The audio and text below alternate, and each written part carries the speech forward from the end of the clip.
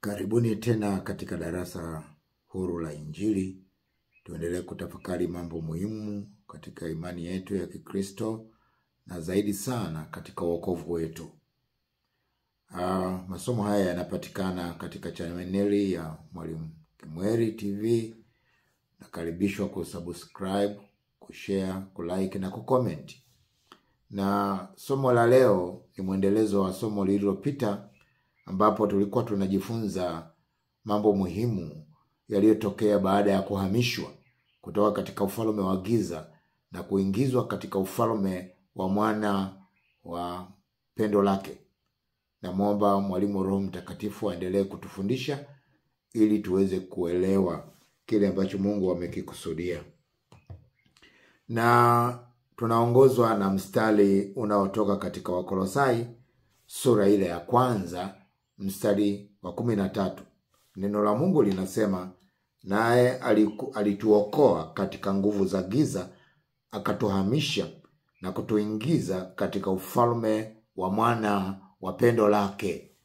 Tunaona kwamba tumehamishwa. Kuna mahali tulikuwepo katika ufalme wa giza. Tunapookoka, maana yake tunakombolewa, tunanunuliwa, tunalipiwa deni, hatuachwi pale ambapo tulikuwa tumekutwa katika hali hiyo, bali wokovu unatokea tunapotolewa hatarini sasa na kuhamishwa na kuingizwa katika sehemu salama. Biblia inasema kwamba katika ufalme wa mwana wa pendo lake. Ninachotaka uelewe kwamba Ukristo ni mabadiliko ya kuhamishwa kutoka katika utawala wa shetani kuja katika utawala wa mwana wa pendo lake. Hatukutegemei unapokuwepo katika utawala wa mwana wa pendo lake kuhusishwa tena na utawala wa shetani, kwa sababu ulipookolewa hukuachwa, ulihamishwa na kuingizwa katika ufalme wa mwana wa pendo lake. Somo letu tunaloendelea nalo ni huku tulikohamishwa sasa. Somo lililopita tuliona kwamba kuna vitu vinne tulijadili, na nilikuahidi kwamba jambo la 5 nitalieleza leo kwa undani zaidi. Jambo mojawapo ambalo lilitokea tulipohamia huku, tuliona kipindi kilichopita kwamba unakuwa kiumbe kipya. Unakuwa na kale, unakuwa na sasa. Wokovu ni kuwa na kale na kuwa na sasa. Zamani nilikuwa hivi, sasa niko hivi. Hayo mabadiliko ndio Ukristo. Ukristo bila mabadiliko ni usanii tu. Hakuna tofauti na taasisi nyingine. Lazima kuwe na mabadiliko. Wokovu ni mabadiliko. Ukisema mimi nimeokoka, lazima useme jana yako ulikuwaje na leo ukoje. Lazima kuwe na tofauti. Kama hakuna tofauti, ulivyokuwa jana ndivyo ulivyokuwa leo, na unajiita Mkristo, unadanganya. Ukristo ni mabadiliko ya kutoka ufalme wa giza kuingia katika ufalme wa mwana wa pendo lake. Wale wanaosema kwamba hakuna kuokoka duniani, tafsiri yake wanafuta ujio wa Yesu duniani, kwa sababu Yesu alikuja kutafuta na kuokoa kile kilichopotea. Sasa unasema hakuna kuokoka. Unaupinga Ukristo, unaupinga wokovu, unaipinga imani yako, kwa sababu bila kuokoka, Ukristo sio dini kama dini nyingine, kwamba unakuwa mwanachama tu au unakuwa mshabiki. Maana kanisani nako kuna washabiki, kuna wanachama, kuna washabiki. Ukristo hauna ushabiki. Ukristo hauna wanachama. Ukristo ni maisha ya kila siku. Lazima uishi Kikristo. Usipoishi Kikristo, Ukristo hujui. Ukristo ni maisha.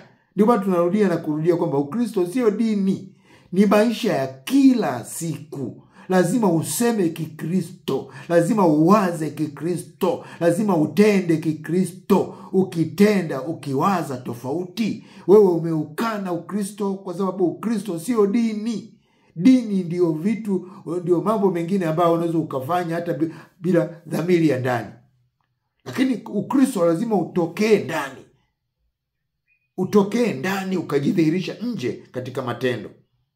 Ukristo una matendo. Ndio maana Biblia inasema kwamba imani pasipo matendo imekufa. Tafsiri yake ni nini?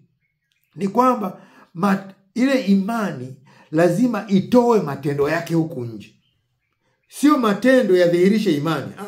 Imani ikiwa ndani yako itazaa matendo yake.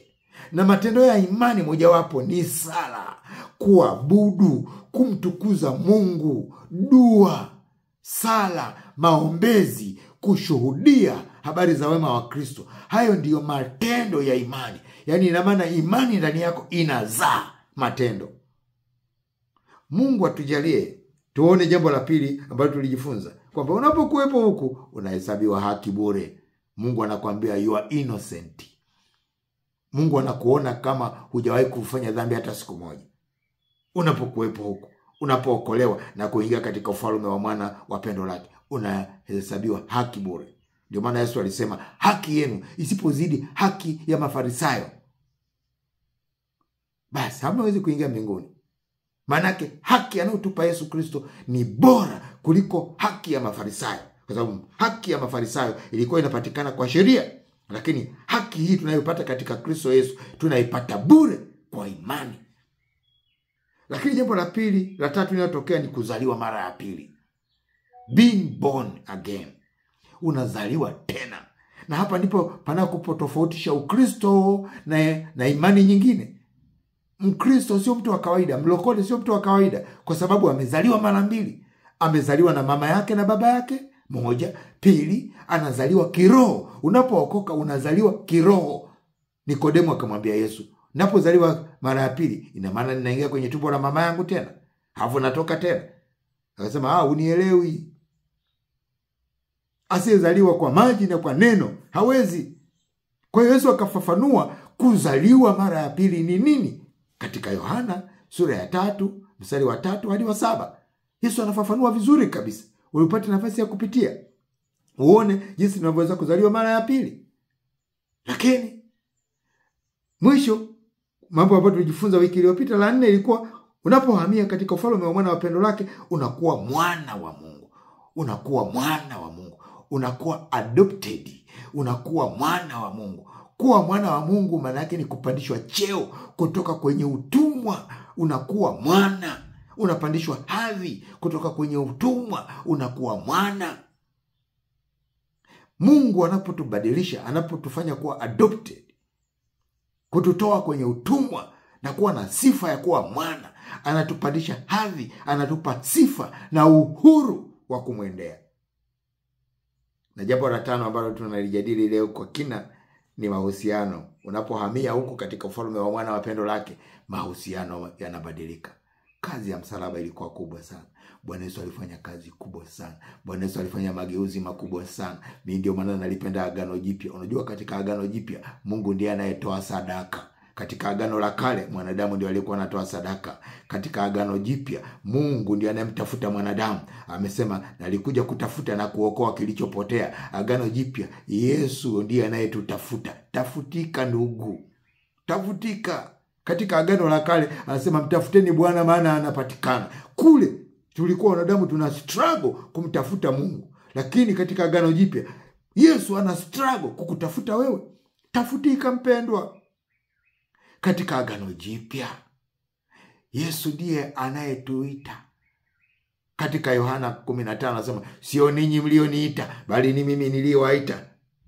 Nami nimewaweka mwende mkazae matunda, na matunda yapate kukaa, ili kwamba lolote muombalo kwa Baba mpate kulipokea. Kwa hiyo unakuta tofauti ya Agano la Kale na Agano Jipya iko wazi, lakini watu hawapendi kuelewa. Mkristo ni Agano Jipya. Ukristo haupo katika Agano la Kale. Ukipalilia Ukristo kwa kutumia Agano la Kale unaua. Ukristo uko Agano Jipya. Unazaliwa Agano Jipya, unakuzwa Agano Jipya. Soma Agano Jipya zaidi linalokuhusu. Agano la Kale lilihusu taifa moja tu la Israeli, ingawaje ndio msingi wa Agano Jipya. Huku lilikuwa kivuli, uhalisia huko huu. Usiende kwenye negative. Picha za zamani zilikuwa na negative. Unapiga picha, inakuwa na negative, unaweza ukaisafisha tena na tena na tena. Agano la kale ni negative, lakini picha halisi ni agano jipya.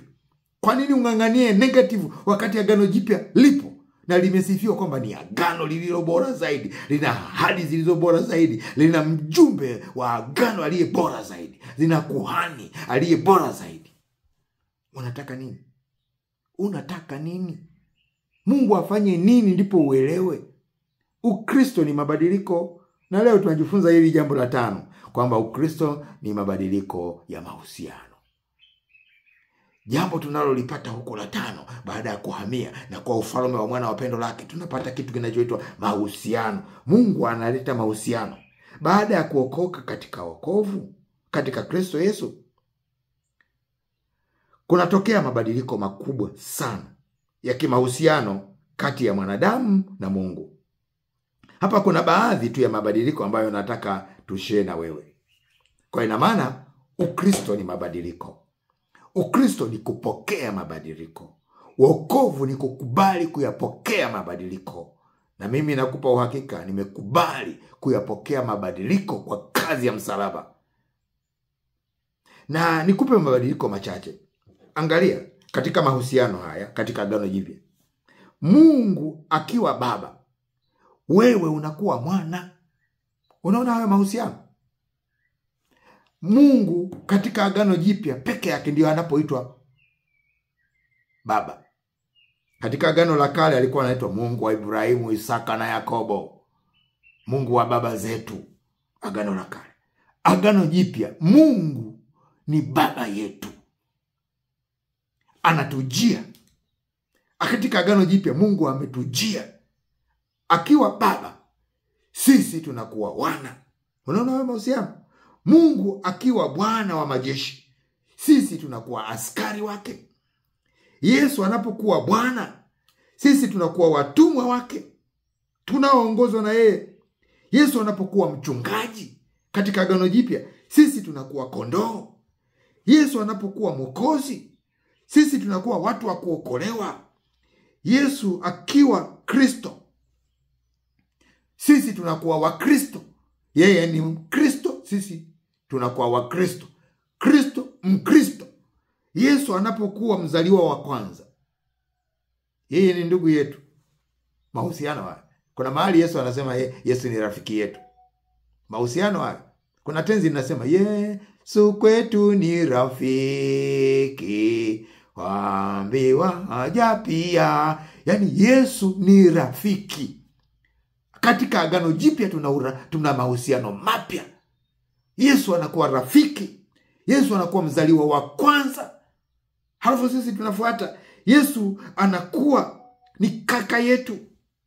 Hayo ni baadhi tu ya mahusiano. Kwa hiyo kuokoka ni mchakato wa kubadilisha mahusiano yetu na Mungu, na Kristo Yesu, na Roho Mtakatifu. Kwa mfano, Mungu anakuwa baba yetu. Unapokuwa Mkristo, unapookoka, Mungu anakuwa baba yetu. Wakati unakuwa mwana wa Mungu, wakati wewe unakuwa ni mwana wa Mungu, anakuwa baba yako, wewe ni mtoto. Kwa maana hiyo, Mungu wewe ukiwa mtoto kwake, anatumaini mema yako na anataka uzima wako ili aweze kuutumia. Anakupenda kwa upendo wa kweli usio na masharti. Anakuongoza na kukuelekeza katika njia zake. Anakuhurumia, anatusamehe dhambi zetu bila masharti. Biblia inasema katika Yohana sura ya 3 mstari wa 16, kwa maana jinsi hii Mungu aliupenda ulimwengu.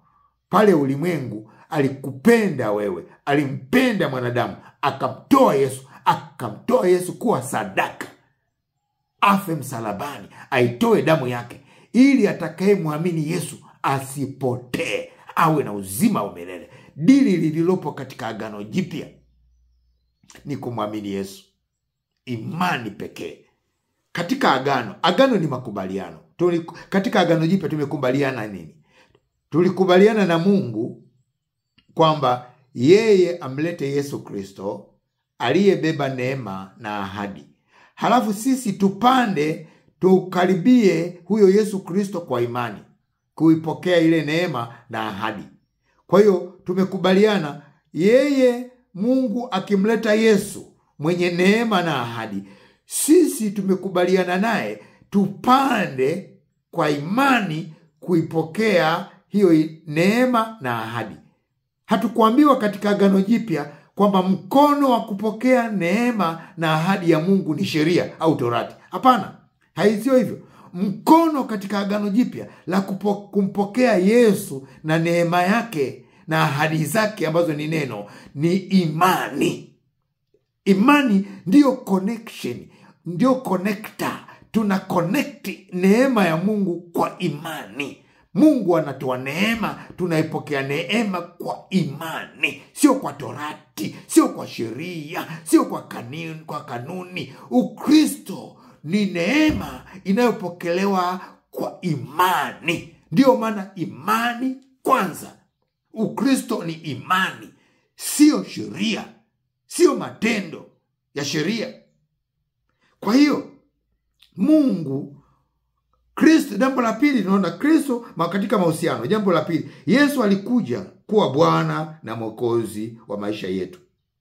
Wakati unakuwa mwana wa Mungu, Kristo Yesu anakuwa Bwana na Mwokozi wa maisha yako. Kwa maana hiyo, anakuokoa kutoka katika dhambi na mauti. Anakuingiza katika ufalme wa mwana wa pendo lake.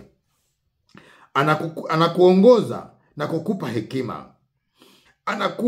Anakufanya kuwa mfano na kiongozi wake. Ukisoma katika Marko sura ya 10 mstari wa 45, anasema kwa maana mwana wa Adamu alikuja, hakuja kutumikiwa, bali kutumika na kutoa nafsi yake kuwa fidia ya wengi. Mahusiano na Roho Mtakatifu, nasema Roho Mtakatifu anakuwa ndani yako na mwili wako unakuwa hekalu lake. Unaona hayo mahusiano? Mahusiano na Mungu, mahusiano na Yesu, sasa mahusiano na Roho Mtakatifu. Mahusiano na Roho Mtakatifu ni kwamba anaingia ndani yako na mwili wako anaugeuza kuwa nyumba yake ya sala. Maana yake nini? Anakuongoza na kukufundisha neno la Mungu. Maana yake nini? Anakuwezesha kuishi maisha ya haki na utakatifu. Maana yake nini? Anakuwa nguvu yako na kimbilio lako. Maana yake nini? Anakuwa shahidi wa mahusiano yako na Mungu. Ukisoma katika Korinto wa kwanza sura ya 6 mstari wa 19 na 20, anasema au hamjui ya kuwa mwili wenu ni hekalu ya Roho Mtakatifu aliye ndani yenu, mliyepewa na Mungu, nanyi si mali yenu wenyewe, maana mlinunuliwa kwa bei. Basi sasa mtukuzeni Mungu katika miili yenu. Umeona? Matokeo ya mahusiano haya mapya ni kwamba Mungu anakuwa karibu nasi zaidi. Mungu anatupa uzima wa milele na furaha ya kweli. Mungu anatupa nguvu na ujasiri wa kuishi maisha ya haki na utakatifu. Mungu anatupa uwezo wa kushinda dhambi. Kumbuka mpendwa, tumepokea mahusiano mapya. Ukristo ni mahusiano mapya ambayo kati ya Mungu na mwanadamu, kati ya Yesu na mwanadamu, kati ya Roho Mtakatifu na mwanadamu. Nitayafafanua tena katika maeneo matatu. Jambo la kwanza, uhusiano huu tunaupataje? Mungu ni baba yetu. Wakati mwingine Mungu alijulikana kwamba Mungu ni Mungu wa Ibrahimu, Isaka na Yakobo. Wakati mwingine Mungu alijulikana kwamba ni Mungu wa Israeli, Mungu wa Wayahudi. Lakini sasa katika Agano Jipya Mungu anajulikana kwamba ni baba yetu. Na haya maneno tulifundishwa na Bwana Yesu mwenyewe. Katika Luka sura ya 11 mstari wa 2 anasema, akawaambia, msalipo semeni, Baba yetu uliye mbinguni, jina lako litukuzwe, ufalme wako uje, mapenzi yako yatimizwe hapa duniani kama huko mbinguni.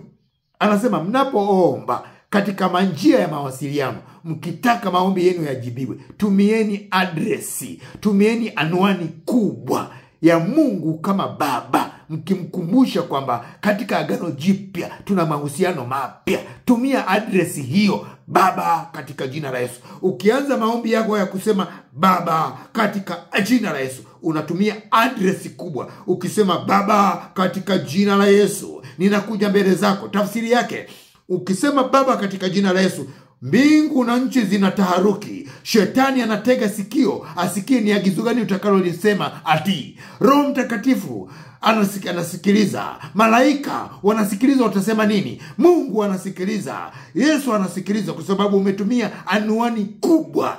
Anza maombi yako kwa adresi kubwa, Baba katika jina la Yesu. Ni mahusiano ya ajabu ambayo Mungu ameyaweka. Kwa hiyo ukitaka mahusiano yaimarike, ni kulitumia jina kama Baba. Na Ukristo ni mahusiano. Ndio maana watu wanakuambia katika Ukristo, linda sana mahusiano yako na Mungu. Linda sana. Kwa leo waliookoka wanajua. Na maneno haya tumekuwa tukiyasema mara nyingi, watumishi wa Mungu wamekuwa wakisema kwamba linda sana. Anayejidhania amesimama na angalie asianguke. Huko kuanguka kunakosemwa ni kulinda mahusiano yenu. Mahusiano yako na Mungu. Wewe ulipookoka amekufanya kuwa mtoto. Yeye ni Baba. Msikilize kama Baba. Sema naye kama Baba. Usiseme na Mungu kama mtumwa. Katika Mathayo 6:6 anasema hivi, basi wewe usalipo, ingia katika chumba chako cha ndani, na ukiisha kufunga mlango wako, usali mbele ya Baba yako aonaye sirini, na Baba yako aonaye sirini atakujazi. Kuomba kuna hatua zake. Ndio maana tunaimbaga pambio za kuabudu. Maana yake unaingia. Hata Zaburi ya 100 inasema, ingieni malangoni mwa Bwana kwa shukurani, nyiwani mwake kwa kusifu. Zaburi ya 100 mstari wa 4. Inalingana kabisa na neno hili la Mathayo 6:6, kwamba unapoingia katika sala, unapotaka kufanya sala, ingia katika ulimwengu wa roho, katika chumba chako cha ndani. Kwa sababu maombi ni ya ndani. Maombi sio ya nje. Sio upige kelele watu, sawa. Ingaje unaweza ukaomba kwa sauti. Kigezo lazima uingie ndani. Unapoomba unapiga kelele, sauti, umeingia. Maombi ukiingia ndio kigezo. Mungu anataka uingie kwenye chumba cha ndani. Funga. Kwa sababu mtu anaweza akaomba wakati huo anawaza kununua bidhaa sokoni, au anawaza biashara yake inachanganyia kiasi gani. Una uwezo wa kutamka maneno wakasikia watu wanabarikiwa maombi yako, lakini hujafunga chumba. Mawazo yako yametoka. Ndio maana nasema kwamba unapotaka kuomba katika sala, ingia. Ukishaingia, funga milango na madirisha yako ya moyo wako, ili uconcentrate. Uombe mbele za Baba yako aonaye sirini. Uombe kwa kigezo kwamba Mungu ni Baba yako. Sio hakimu. Kuna watu wengine wanaomba mbele za Mungu kama Mungu ni hakimu. Ndio maana watu wanalia. Unasikia, Mungu Baba katika jina la Yesu. Unalia nini? Unaomba kama mtumwa. Sisemi kwamba usilie, lakini kulia sio kigezo. Kulia kwako hakumshawishi Mungu akusikie. Mungu anashawishiwa na imani. Mkataba wetu tulioweka kati ya Mungu na mwanadamu ni imani. Yeye ametoa neema na ahadi, sisi tunapokea kwa imani, sio kwa machozi, sio kwa kulia. Wewe unafikiri Mungu atakuhurumia kwa ajili ya machozi yako? Huo ni uchanga. Huo ni wokovu wa kichanga. Wokovu wa kiutu uzima ni ule unaosimama katika imani, katika neno lako, kwamba Baba katika jina la Yesu, ulisema katika neno lako kwamba niombe lolote kwa jina lako nawe utanipa. Nami nakuja mbele zako kwa ujasiri. Ninaomba kama mtoto wako, unipe kitu 1, 2, 3. Amen. Anasema, na ukishaomba na mnayo ukamaliza ukasema amen, amenini kwamba mnayapokea nayo yatakuwa ni yenu. Huo ndio Ukristo, na huo ndio unaolindwa na mahusiano. Katika Yohana sura ya 7 mstari wa 9 anasema, au kuna mtu yupi kwenu ambaye mwanawe akimuomba mkate atampa jiwe? Au akimuomba samaki atampa nyoka? Basi ikiwa ninyi mlio waovu mnajua kuwapa watoto wenu vipawa vyema, je, si zaidi Baba yenu aliye mbinguni atawapa mema wao wamuombao. Anajaribu kuonesha ili tuweze kuelewa kwamba kama ninyi mnajua mahusiano ya baba na mtoto yalivyo, na baba akiombwa kitu anakitoa kama kilivyo, na mtoto akiomba katika levo ya ubaba na uwana anakuwa na uhakika wa kupata. Je, si zaidi baba yenu aliye mbinguni, kama ninyi mlio waovu tu mnajua, je, si zaidi baba yenu wa mbinguni hata wapa ninyi vipawa vikubwa zaidi? Kwa hiyo Biblia inakataza pia. Ndio maana Biblia inakataza kumuita mwanadamu duniani baba. Tunasoma maneno hayo katika Mathayo sura 23 mstari wa 9, anasema, wala msimuite mtu baba duniani, maana baba yenu ni mmoja aliye mbinguni. Neno baba linajenga mahusiano ya karibu sana na mwana. Na anasema hivi, Biblia inakataza kumuita mtu yoyote duniani baba. Kwa maana kama unamuita mtu baba kwa kumfanya kuwa na hadhi sawa na Mungu, hapo unakosea, na Mungu hataki. Muite baba wa duniani kama nafasi ya pili. Muite kwa nafasi yake ya pili, lakini nafasi ya kwanza baba ni Mungu. Ndio maana baba inayomaanisha Mungu inaandikwa kwa herufi kubwa, B inakuwa kubwa. Baba inayomaanisha baba sehemu, nafasi ya pili, sehemu ya pili, baba mzazi wa kiume, inaandikwa kwa herufi ndogo, kuonyesha uzito. Mungu ni baba zaidi ya baba yetu wa kimwili. Sasa kama baba yetu wa kimwili sehemu ya pili anajua kutupa vipawa vyema katika mahusiano ya baba na mwana, kwa nini tunakuwa na wasiwasi? Mungu katika nafasi na heshima ya kwanza, tunakuwa na wasiwasi naye kwamba hawezi kutupa baraka? Hapana. Mungu ameleta mahusiano mapya. Mungu ni baba, sisi ni wana. Na Mungu ameondoa utumwa. Katika Yohana 15:15 anasema, siwaiti tena watumwa, kwa maana mtumwa hajui atendalo bwana wake, lakini ninyi nimewaita rafiki, kwa kuwa yote niliyoyasikia kwa baba nimewaarifu. Hapa ni Yesu anaeleza mahusiano mapya aliyoyajenga, kwamba mimi siwaiti ninyi watumwa tena, ninyi ni rafiki zangu. Kwa sababu tatizo la mtumwa, hajui mambo yatendayo bwana wake, na mimi nimekuja nimewaeleza Mungu anataka nini baba yenu, na mnajua. Kwa hiyo ninyi si watumwa. Katika Agano la Kale ninyi mlikuwa watumwa, lakini katika Agano Jipya ninyi ni wana, na Mungu ni baba. Mimi ni rafiki yenu. Tumejenga urafiki, tumejenga daraja. Nimekuja kuwatafuta na kuokoa ninyi ambao mlipotea, mlijitupoteza pale katika bustani ya Edeni, lakini nimekuja kuwatafuta. Nimeleta mahusiano mapya kwa kazi ya msalaba. Kama unaamini Yesu Kristo alikufa msalabani kwa ajili yako, amejenga daraja. Yesu ni rafiki yako. Saa nyingine katika magoti, mwambie Bwana Yesu, wewe ni rafiki yangu, kaa hapo tuongee. Wakati mwingine omba na Yesu kama rafiki yako tu.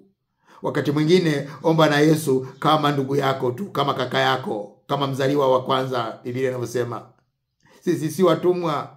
Nitakusomea mahali pengine katika Warumi sura ya 8 mstari wa 15, anasema, kwa maana hatukupokea tena. Hili neno tena mimi nimelipigia mstari, lina maana yake. Hatukupokea tena roho ya utumwa iletayo hofu, bali tulipokea roho ya kufanywa wana, ambayo kwa hiyo twalia Aba, yaani baba. Roho mwenyewe hushuhudia pamoja na roho zetu ya kuwa sisi tu wana wa Mungu, na kama tu wana watoto wa Mungu, basi tu walithio pamoja na Kristo, maana tuliteswa pamoja naye ili tupate kutukuzwa pamoja naye. Hili neno ni zuri sana, kwamba hatukupokea tena. Unapookoka na kuingia katika ufalme wa mwana wa pendo lake, hatukupokea tena roho ya utumwa. Hatukupokea tena roho ya utumwa, bali tumepokea roho ya wana. Roho ya utumwa ina nini? Ina hofu. Unaomba kwa hofu, unaomba kwa mashaka, kwa wasiwasi, hujiamini. Hiyo ni roho ya utumwa. Elewa, ulipookoka wewe hukupokea tena. Maanake tulikuwa nayo. Unapookoka huipokei tena, inatoka. Unapata badiliko la kutoka roho ya utumwa. Unavaa roho ya kuwa mwana, ambaye anakuwa karibu zaidi na Baba, anakuwa karibu na mahusiano ya karibu zaidi na Baba. Ndio maana Yesu alikuwa anawaambia watu, unataka nikufanyie nini? Yesu hakuambii unaomba. Wakati mwingine maombi yetu tutake. Kipofu Bartimayo, unataka nikufanyie nini? Unataka kuwa mzima? Unataka upone? Mimi sijui nani. Unataka. Ukiulizwa unataka, mweleze nataka kuokoka, nataka kufika mbinguni, nataka gari, nataka nyumba, nataka uzima, nataka baraka, nataka wachawi wangu wote wanaonigusa wafe. Sema tu. Biblia inasema usimwache mwanamke mchawi kuishi. Sijui kwa nini wametajwa wanawake, sijui, lakini Biblia inasema usimwache mwanamke mchawi aishi. Manake sifa ya mchawi yoyote ni kufa. Awe mwanamume, awe mwanamke, afe. Hastahili kuishi, kwa sababu ni adui namba 2. Adui namba 1 ni shetani. Adui namba 2 ni agent anaitwa mchawi. Biblia imetukataza, lazima afe. Kwa hiyo hatujapewa roho ya utumwa, tumepewa roho ya wana. Na kama sisi tu wana kwa Baba, sisi tu warithi kwa Mungu. Mimi kumbuka, nimezaliwa mara ya kwanza, nimezaliwa mara ya pili katika roho. Mungu ni baba yangu. Kwa hiyo mimi narithi kwa Baba. Sirithi laana za baba yangu, wala babu, wala mizimu. Nimezaliwa upya. Hizo laana sio zangu tena, ni za zamani. Ni kimweri yule kabla. Nikishaokoka na kuingia huku, Mungu ni baba yangu, na mimi narithi. Walithio pamoja na Kristo. Mungu atusaidie. Ukristo ni mtamu sana. Ukristo ni mtamu sana. Lakini hutakiwi sasa kuwa na shaka. Huitakiwi kuwa na nia mbili. Sisi tu wana wa Mungu. Biblia inasema hivi katika Yohana 1:12, bali wote waliompokea aliwapa uwezo wa kufanyika kuwa wana wa Mungu, kuwa watoto wa Mungu. Ndio wale waliaminio jina lake. Kwa hiyo wale wanaoliamini jina lake wamempokea Yesu.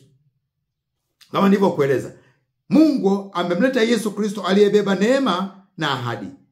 Sisi katika agano hilo, sisi katika mapatano hayo, tunalipa, anatoa, tunapokea kwa imani.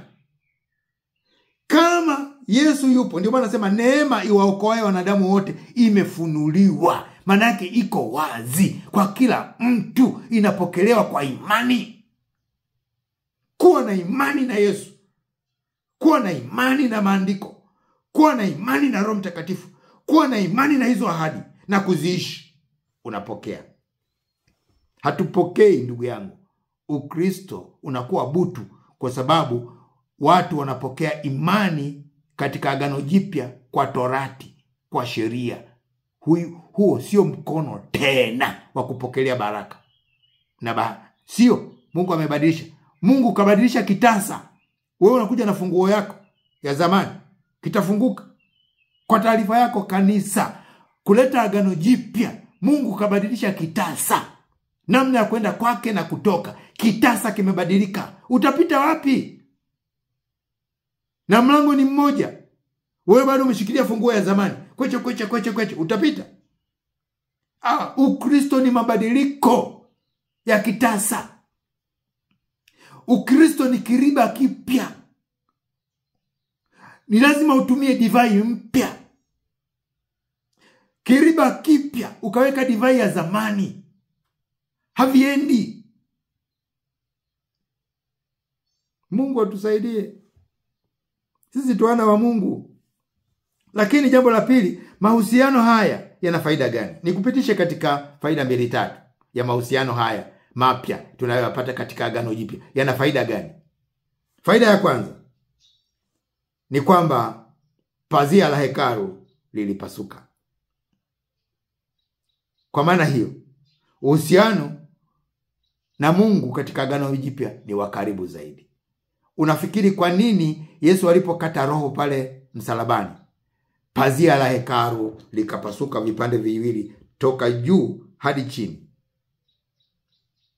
Lakini kabla ya hapo nikusomea hii Waefeso 2:13. Anasema, lakini sasa katika Kristo Yesu ninyi mliokuwa mbali hapo kwanza mmekuwa karibu kwa damu yake Kristo. Zamani kabla ya Agano Jipya tulikuwa mbali sana. Mataifa wala alikuwa hatutambuliki na Mungu. Biblia inasema hatukuwa na Mungu kabisa duniani. Anasema ninyi ambao mlikuwa mbali, lakini kwa ajili ya damu ya Yesu Kristo sasa hivi tumekuwa karibu. Mungu ameleta mahusiano mapya katika Agano Jipya. Tuko karibu naye sana sasa hivi, kama baba na mwana wake. Pazia la hekalu limepasuka. Tunasoma hayo katika Mathayo 27:51.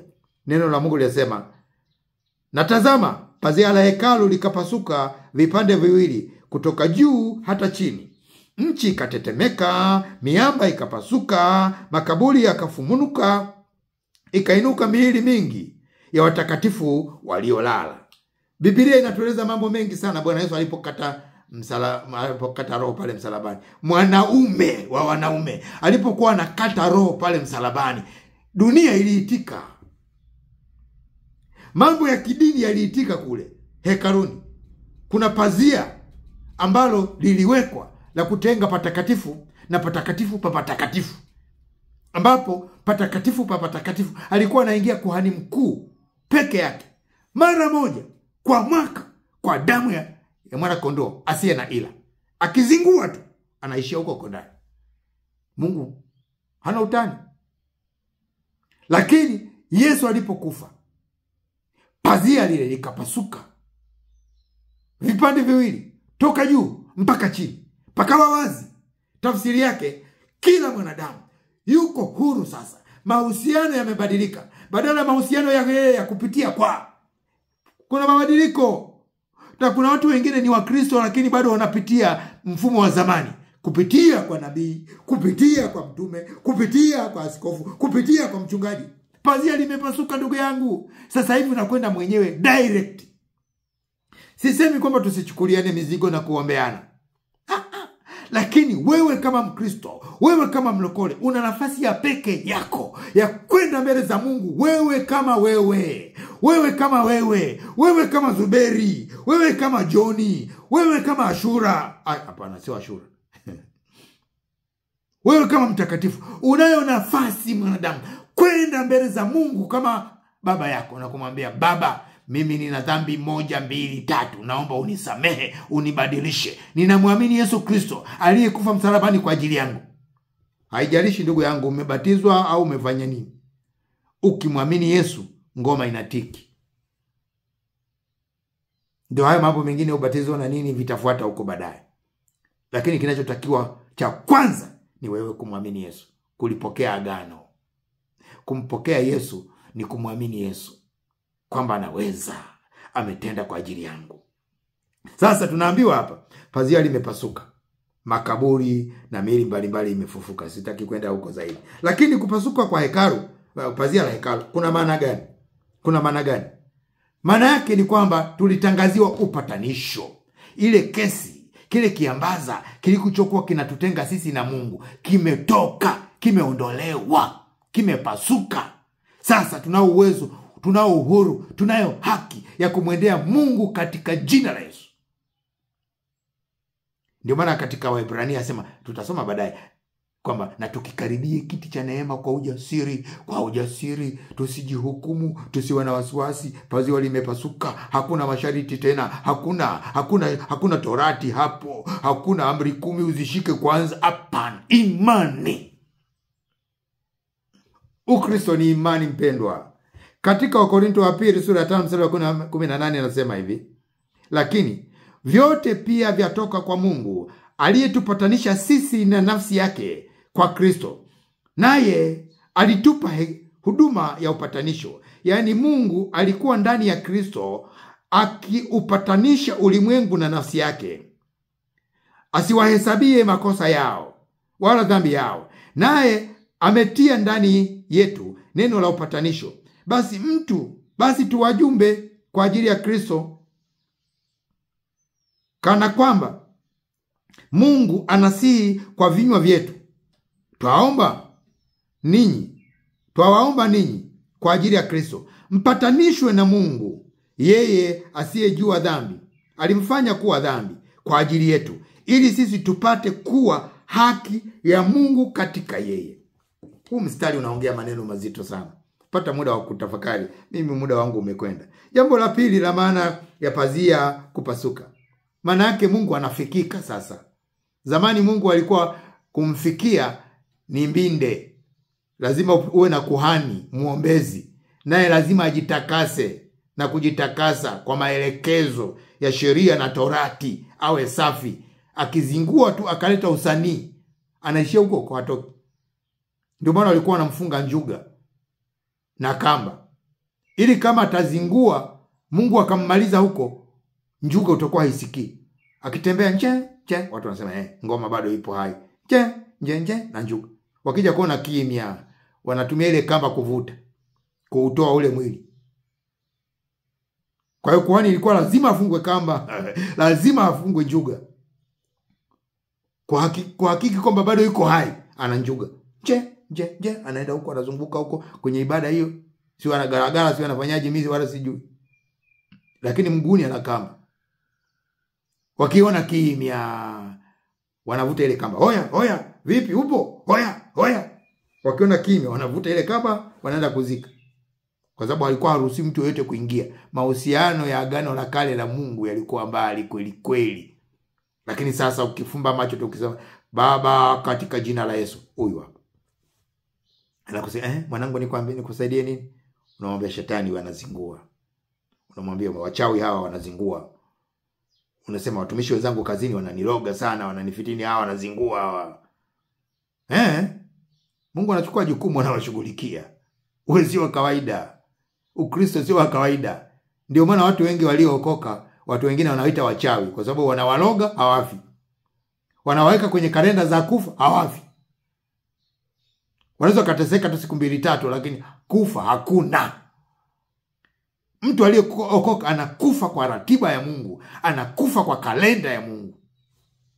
Kwa hiyo jambo la tatu, pazia kupasuka maana yake nini? Ni kukoma kwa sheria ya kizamani.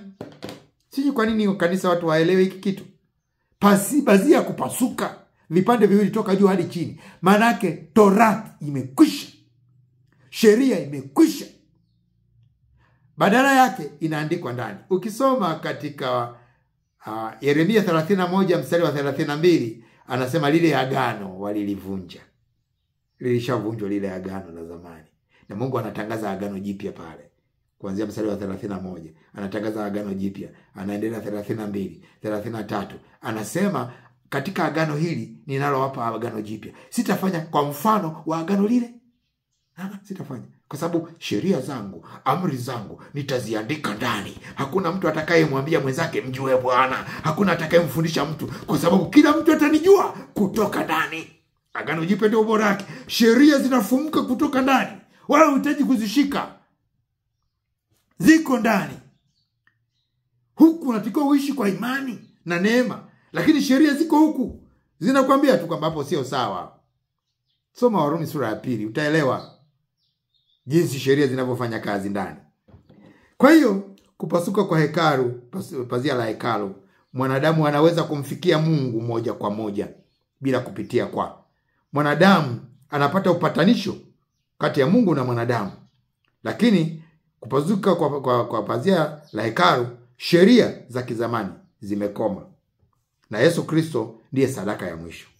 Tunasoma hivyo katika Yakobo 4:8 kwamba Mungu anafikika. Anasema mkaribieni Mungu naye atawakaribia ninyi.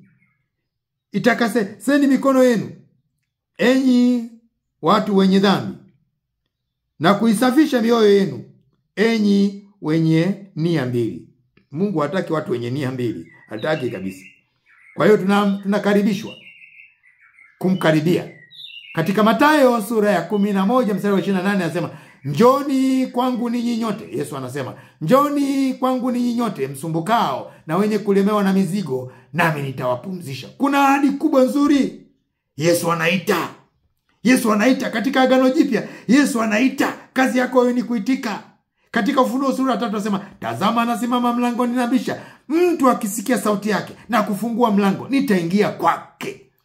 Yesu anabisha katika mlango wako. Katika Agano Jipya Yesu anakujia, Yesu anakuita, Yesu anakukaribisha. Anasema, njoni kwangu ninyi nyote. Kwa hiyo kuokoka ni mahusiano ya kumpata Mungu kama Baba na kuishi naye kama Baba, kumuomba kama Baba. Tembea kifua mbele ukijua Mungu ni Baba yako, kwa sababu umeokoka. Kwa sababu umeokoka, ishi ukijua Mungu ni Baba yako. Kabiliana na changamoto ukijua Mungu ni Baba yako.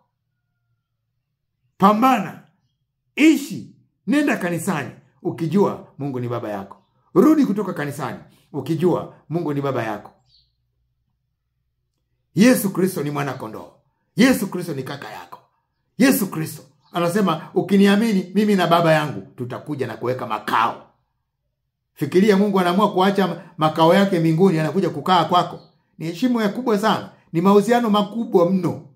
Kama haitoshi, anasema, mimi naondoka lakini nitawaletea msaidizi atakaye kaa nanyi maisha yenu yote hadi milele, hadi ukamilifu wa dahari. Roho Mtakatifu yuko ndani yako kuonesha mahusiano mapya. Mungu ameamua kuweka maskani yake ndani yako. Wewe ni hekalu la Roho Mtakatifu. Wokovu katika Kristo Yesu hutupatia uhusiano binafsi na Mungu na Baba. Kwa hiyo Ukristo ni mahusiano mazuri kati yako na Mungu. Ukristo ni mahusiano mazuri kati yako na Yesu. Ukristo ni mahusiano mazuri kati yako na Roho Mtakatifu. Ukristo ni mahusiano mazuri kati yako na neno la Mungu. Ukristo ni mahusiano mazuri kati yako na jirani yako. Mpende Mungu, mpende jirani yako, penda neno la Mungu, pende Roho Mtakatifu. Mwite Roho Mtakatifu siku zote. Acha Ukristo wa mazoea. Hatutaingia mbinguni kwa sababu sisi ni Wakristo tunaenda je kanisani. Kanisani sio tiketi ndugu yangu. Kwa sababu hata shetani mwenyewe anaenda kanisani. Tutafika mbinguni kwa sababu ya mahusiano. Kuyakubali mahusiano mazuri kati yako na Mungu. Kuyakubali mahusiano mazuri kati yako na Yesu. Kuyakubali mahusiano mazuri kati yako na Roho Mtakatifu. Mahusiano mazuri na neno la Mungu. Neno la Mungu ukiwa na mahusiano yako mazuri na lenyewe, utalisoma kila siku, utalitafakari kila siku, utalipenda na lenyewe litakupenda, litakutakasa. Ukristo ni mahusiano, sio kwenda kanisani. Siseme kwamba usiende kanisani. Unaweza ukaenda kanisani kama una mahusiano, ni bure tu. Unaweza ukaimba kwaya, na tuna wanakwaya wengi sana wanaimba lakini hawana mahusiano na Mungu, hawana mahusiano na Yesu, hawajai kuokoka, wanaimba tu, wanafikiri kwa kuimba watakwenda. Kuna watu wanamtumikia Mungu lakini hawana mahusiano binafsi na Mungu, wanafikiri kwa kuhubiri wamepata tiketi ya kwenda mbinguni. Sio kweli. Utashangaa siku ile watumishi wengi watakataliwa getini siku ile. Ukisoma katika Mathayo sura ya 7 mstari wa 21, 22 na 23, Yesu anasema dhahiri, nitawakataa. Watu watamwambia, Bwana Yesu, nipishe getini, maana mimi nilikuwa nabii huko duniani. Kama unabisha waulize. Uliza mikwala, uliza mambo niliyofanya. Oya, ondoa kiwingu nipite. Alafu Yesu atamwambia, sijui utokako. Hujui wakati nilikuwa nakutumikia. Yesu atakwambia, aliyekwambia tiketi ya kwenda mbinguni ni kumtumikia Mungu nani? Kitakachotupeleka mbinguni ni mahusiano kwanza. Ndiyo maana Biblia inasema katika Yohana sura ya 7 kwamba utumishi wetu wa kwanza kwa Mungu ni kuwa na imani. Siku moja Yesu akawasemea chakula. Watu wakaja wengi, siku ya kwanza kawapa mikate na nini, watu wakashiba. Siku ya pili wakaja nyomi. Yesu akamwambia, ninyi leo mmeikuwa nyomi namna hii si kwa sababu ya kuja kusikia neno. Ni kwa ajili ya ile mikate ya jana. Msikitendee kazi chakula kiharibikacho. Unajua mtu akikusemea chakula unaweza ukasusa, si ndio? Yesu naye aliwahi kuwasemea watu chakula kwamba oya, mnakuja kwangu kwa sababu nyingi. Watu wanamwendea Yesu kwa sababu nyingi. Watu ni Wakristo kwa sababu nyingi. Eti kuna watu wengine wanaenda kanisani ili akifa azikwe kwa sala. Ukristo namna hiyo haujakusudiwa kuwa hivyo. Anakwenda kanisani na kuwa mwaminifu kutoa sadaka ili kwenye harusi apate michango. Sio lengo la Ukristo. Ukristo ni mahusiano ndugu yangu. kuwa na mahusiano na Mungu kwanza. Ukiokoka, kuwa na mahusiano kwanza, ndio mambo mengine yafuate. Kwa sababu kama huna mahusiano mazuri na Mungu, hata uzikwe na askofu mkuu wa dunia nzima, jehanamu ni ya kwako, ndugu yangu. Kwa sababu Ukristo ni mahusiano ya kwako ya ndani kabisa na Mungu. Kumwambia Mungu yes ka na Mungu basi. Lakini ndipo haya kwenda kanisani, kuimba kwaya, kumtumikia Mungu yanakuwa na thamani. Mungu ni kama moja. Ukiandika masifuri sifuri sifuri sifuri moja ukaweka huku mwisho, hiyo itasomeka ni moja tu. Lakini ukimtanguliza Mungu, Yesu Kristo, kwamba ndio namba moja katika maisha yangu, Yesu ndio kila kitu katika maisha yangu, sasa kazi sifuri, siwi nini sifuri, wazazi sifuri. Haya masifuri ndio yanakuwa na maana. Moja ikianza, masifuri yanakuwa na maana. Lakini ukianza kuimba kwaya, kumtumikia Mungu, Mungu anakuja kwa huko mwisho haya yote ni masifuri, hayahesabiki. Katika namba tunahesabu hiyo ni moja. Moja ikianza, masifuri yakafuata, masifuri yanapewa thamani na ile moja. Yape thamani maisha yako kwa kujenga mahusiano na Roho Mtakatifu. Kwa kujenga mahusiano mazuri na Roho Mtakatifu. Kwa sababu sisi kama ni wana wa Mungu, basi sisi tunarithi ahadi za Mungu. Muda umeenda, na mimi nataka nimalizie kukutakia kila laheri, kwamba linda sana mahusiano yako na Mungu. Linda mahusiano yako na Roho Mtakatifu. Linda mahusiano yako na Yesu. Linda mahusiano yako na neno. Usisuse kusoma neno. Soma. Hasa Agano Jipya ndio la kwako. Soma ulielewe. Rudia na kurudia na kurudia na kurudia, sio dhambi. Soma na kukariri mistari, sio dhambi. Ishi Agano Jipya. Unajua, Agano Jipya is for instruction. We receive instruction from the New Testament. Lakini Agano Jipya lipo for illustration. Agano la Kale ni for illustration. Illustration ni mfano. Wakorinto wa kwanza sura ya 10 mstari wa 5 hadi wa 9 anasema mambo haya yaliandikwa kuwa mfano. Warumi sura ya 8 mstari wa 4 kama sikosei, anasema mambo haya yaliandikwa yakatufikia sisi ili kutufundisha. Kuwa mfano, kutufundisha, ndio kazi ya Agano la Kale. Lakini maelekezo ya kuishi yako kwenye Agano Jipya. Nikwambie, Agano Jipya ni wakati wa Kristo. Unajua kuna Agano Jipya na yenyewe limegawanyika katika maeneo. Agano Jipya kuna Injili, ni wakati wa Yesu. Matendo ya Mitume ni kuzaliwa kwa kanisa. Lakini zile Injili za Paulo na Injili nyingine, ukitoa Ufunuo, yale ndio matendo ya Mkristo. Mkristo anatakiwa aishi kama nyaraka zinavyoelekeza. Instruction zinakaa pale. Usiangalie Agano la Kale walielekezwa kuishije. Kule unaangalia tu walizini, walipozini walifanyaje? Waliporomoshwa. Walifanya jini. Mungu alifanya hivi. Sawa. Inakuwa kama mfano. Lakini maelekezo uishije na jirani yako, Agano Jipya. Maelekezo uishije na Mungu wako katika masano, Agano Jipya. Matendo ya Mkristo yameandikwa kwenye nyaraka. Soma nyaraka, uwe na maisha ya Kikristo. Soma nyaraka na kuziishi. Mungu akubariki. Kesho nayo ni siku. Najua nimetumia muda mrefu, karibu lisaa, lakini Mungu akutie nguvu, hujapoteza. Ninaamini Roho Mtakatifu amesema nawe. Na ninamuomba Roho Mtakatifu, Roho wa Kristo, Roho wa kanisa aliye hapa ndani yetu, anayedumisha mahusiano yetu na Mungu, akujaze hekima, akujaze kiu ya kusoma neno, akujaze kiu ya kudumisha mahusiano kati yako na Mungu. Uombe mbele za Mungu kama mwana, usome neno la Mungu kama mwana, uende kanisani kama mwana, uende kazini kama mwana. Mungu akutangulie. Katika jina la Yesu pokea baraka. Amen.